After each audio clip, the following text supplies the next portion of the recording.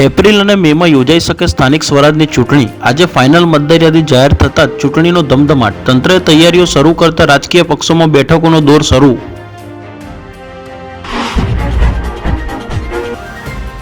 ગુજરાત વિધાનસભા બજેટ સત્રનો બીજો દિવસ। પ્રશ્નોત્તરીથી લઈ મહત્વના સુધારા વિધેયકો સુધી ગૃહમાં ચર્ચા। વિરોધ પક્ષ દ્વારા જાહેર હિતના પ્રશ્નો પર સરકારને ઘેરવાનો પ્રયાસ।